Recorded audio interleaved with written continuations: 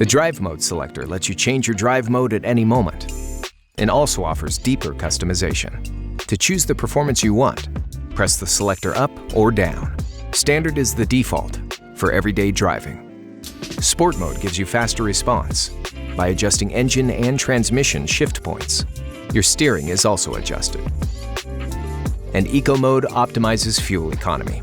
To customize further, choose Personal. Then press the Menu Hard button, and on the bottom screen, press Drive Mode Selector. Now you can dial in your settings even more. The engine and transmission can be set to Standard, Eco, or Sport, while the steering can be separately adjusted. Lastly, features like Active Trace Control and Active Engine Brake can be set on or off for a more custom drive.